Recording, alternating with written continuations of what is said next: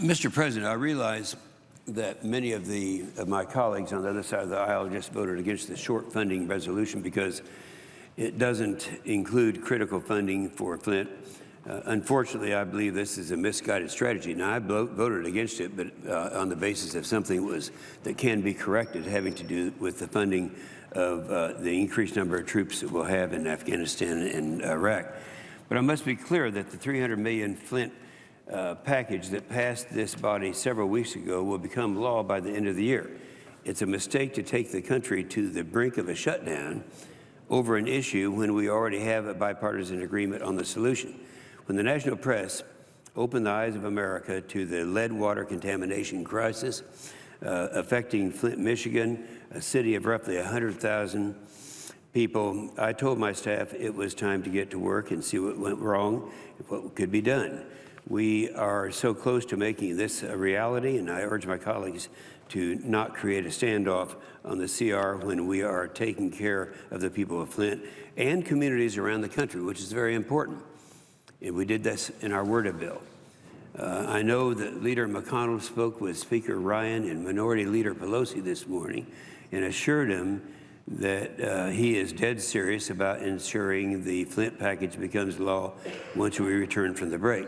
Let me remind you that on September 15th, when the Senate passed WRDA 2016 with an overwhelming 95 to 3 vote, I pledged to not let politics or any lame duck session jeopardize the emergency relief in WRDA and to get this signed into law by the end of the year.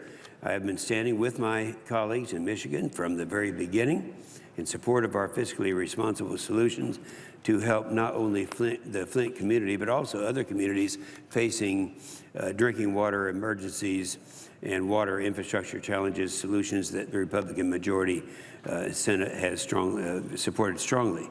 The Senate passed WRDA bill not only provides the critical support that Flint needs, but also will help to prevent future water and wastewater infrastructure crises across the nation. WRDA is the right vehicle, and I am committed to getting this bill to the President's desk with Senator Boxer and my good friend Senator Stabenow by the end of the year.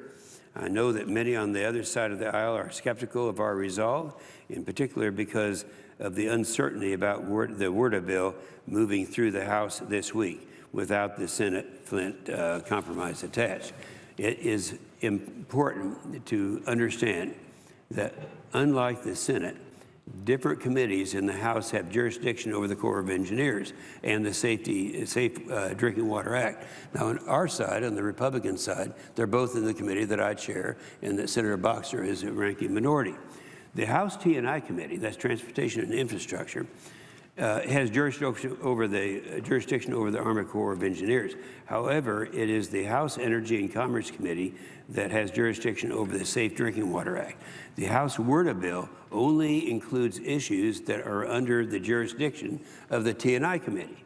And that's why the House WRDA bill does not include Safe Drinking Water Act amendments like the Flint package. Once the House sends us their T&I version of the WRDA bill tomorrow, hopefully, Senator Boxer and I will immediately attach the Senate Flint compromise as we conference with the House for a final bill.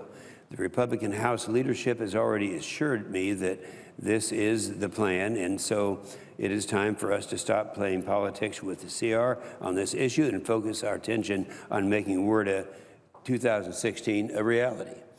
I can assure you that Senator Boxer and I are in lockstep agreement to get this done.